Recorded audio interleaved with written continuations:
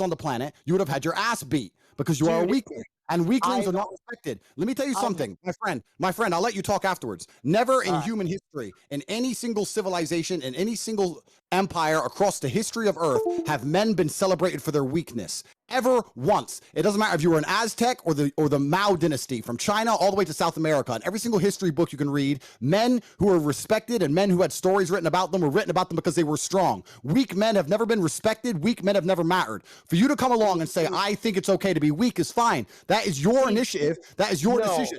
But the reason you have done that is because you lack brave. You lack balls. No, you lack bravery. Lack balls. Dude, I have more balls than you'll ever have, boss. Because you're changing the goalpost here, because you're the one who's sitting here calling emotional strength and emotional vulnerability. You're defining it as weakness.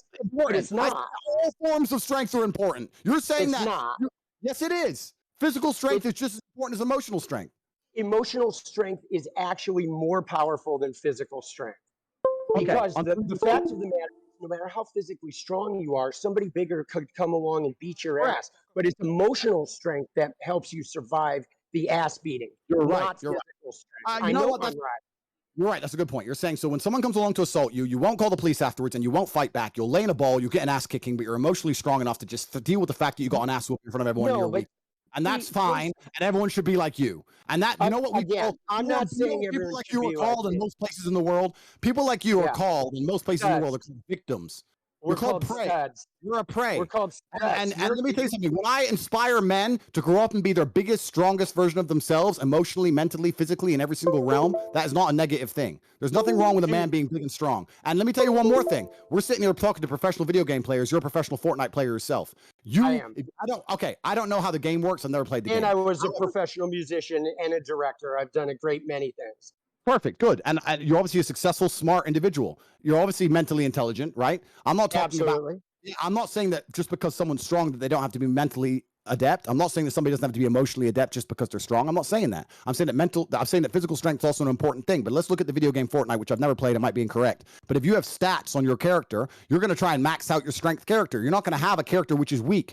Every single person, if they're given a video game character and said choose what statistics you want, is going to click max strength every single time, and then they're going to go back into the real world and pretend strength doesn't matter. Strength does matter. The difference is in the real world, it's hard to achieve, and because it's hard to obtain, it's the ostrich problem. You don't want to accept that it's hard to do. You don't want to go through the pain to get it, so you want to pretend it doesn't matter. Just because you don't want to go through the bullshit it requires to be a physically dangerous individual does not mean physical dangerous individuals are not respected by society. And I'll tell you one more thing, my friend. One more thing. Right. If me and you were to stand side by side in front of 100 women, in front of 100 fucking police officers, 100 fucking enemies who want to kill us, whatever it is, they would all choose to fuck with you before they choose to fuck with me. Because they'd look at me and I have a certain status and a certain presence which comes from my physical stature. Not just because of my capability, but because of the things I've gone through to become this physical specimen of man. They know I'm not the kind of guy who you really want to mess with. They look at you and go, he is a victim. Because that's what you look like, my friend, and that is your own choice. See, that's just it, though. The only reason they would choose you in that element is because of the patriarchal fucking male-dominated society. Here we fucking go. Here we go. All right. Here's the deal, Andrew. This is fun. No.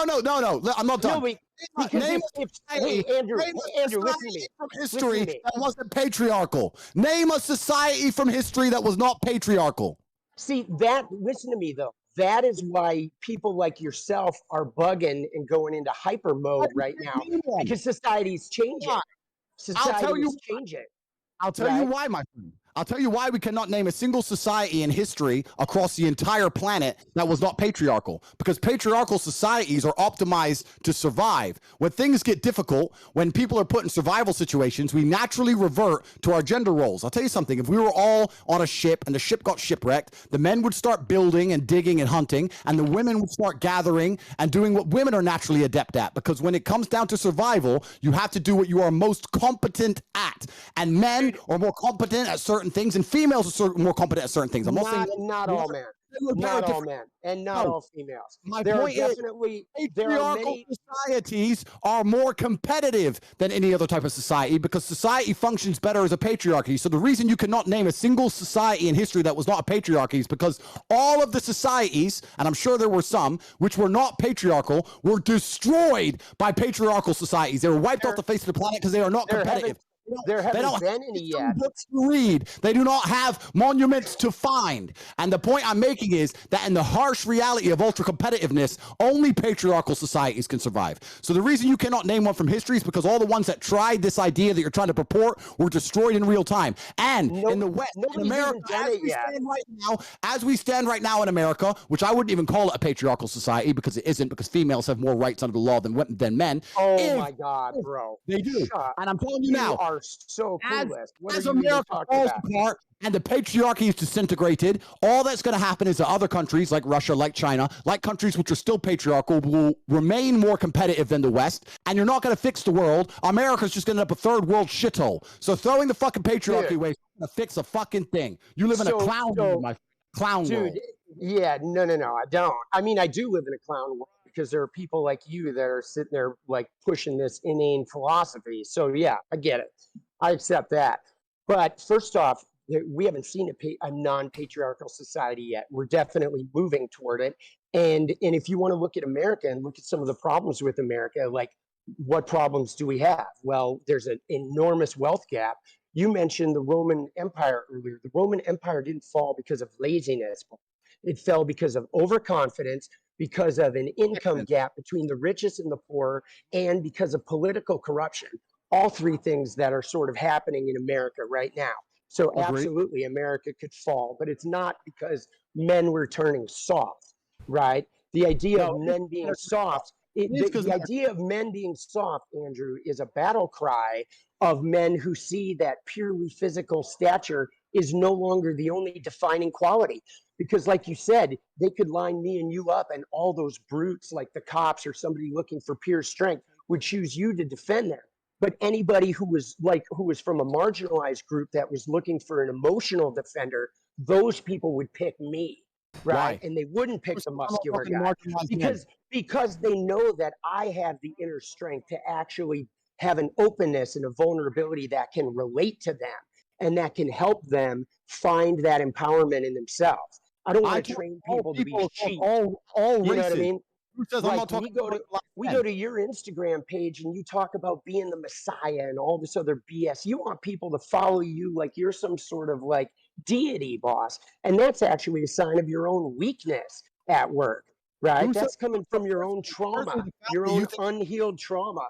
Firstly, the fact you think that you're talking to marginalized people more than me, it doesn't even make sense because I'm talking to groups of people, you're talking to groups of people, and both of them includes marginalized communities. Secondly, the fact that I am actually mixed race, that I grew up in the south side of Chicago with my father. Absolutely. So I know more about marginalized communities than you do because you are as white as they fucking come, and you're sitting there talking about marginalized communities to a marginalized person. Absolutely. So absolutely. But let me ask you, I never woke up and thought I'm brown, so I had to find this white guy with pink hair to fight for me. I woke up and fought for myself. And that is the point. You know when you fight for yourself when you're a man. That requires all forms of power, whether it be emotional, mental, and physical. You to sit here telling men they should be as weak as possible and sitting around doing fucking nothing is not good for society as a whole. And there's nothing wrong with patriarchal society. I'm not advocating for weakness, but like I'm advocating for people to heal and to heal their trauma. And not use their trauma like you do and then aim it at select groups of people in order to gain power and money, right, and status so you can walk around with the deity, right? I think that all men, if you're a good man, you're going to have a traumatic life. That's part of being a man. And I think it's not even a part of being a man. It's a part of being a human being on the planet. Okay. You're going to have a traumatic life, right? But you got to heal the trauma. The trauma doesn't make you unless you heal it. If you don't heal it, you go around, say, dumping it on women, right? By waltzing around talking about how you got to protect women. You got to get a cut of her OnlyFans and all this because you own her private parts. That's nonsense, bro.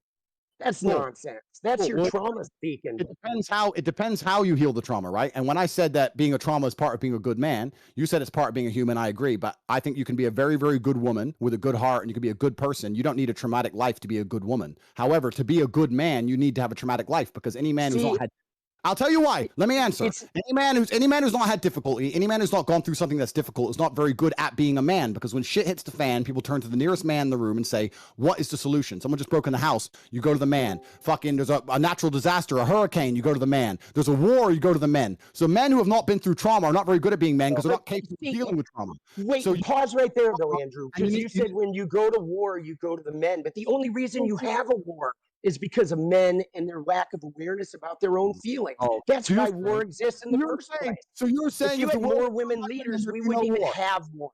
Okay, so if we had more women leaders, we wouldn't even have war. Men literally are responsible for war by a lack of emotional awareness. That's how it starts. Interesting. So let's make this the final point before we move on. You just said that if all the leaders were women, we wouldn't even have war. I said if we had more women leaders, yes, there would be less war. The fact that you hate your own gender so much is quite amazing to me. But actually, I don't hate my own gender. Another point. See, why do you? Let me tell you why you're wrong. No, you don't get to gaslight me and tell me I hate my own gender just because I'm displaying a version of manhood that you're uncomfortable looking at.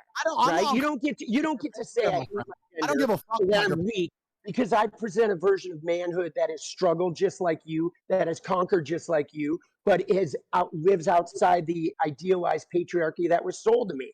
You don't get to gaslight me because you're uncomfortable with the type of man that I am. You love men. You love men. Cool. The point I'm making is you're saying that the world wouldn't have a war. Dude, you are backed up against the wall. Wait. No, chill. Let Tate have his final statement, then we're going to wrap this up and get someone else. I'm in here right now. I just got to fix my camera. One second. Yeah, you're chilling. Let's go, man. I appreciate you. I'm interested in seeing what the chat thinks. The reason you're totally wrong saying that the world would have less war if there was no female leaders is because if you actually ask anybody who's been in the corporate world for long enough, the companies that have the most arguments, the most difficult corporate structures to deal with, in fact, even if you ask most women, they say, I don't like having a woman boss. I'd rather work for a man. When you have a whole bunch of women in charge, it's nothing but a fucking bitch fest, and it's a shit show.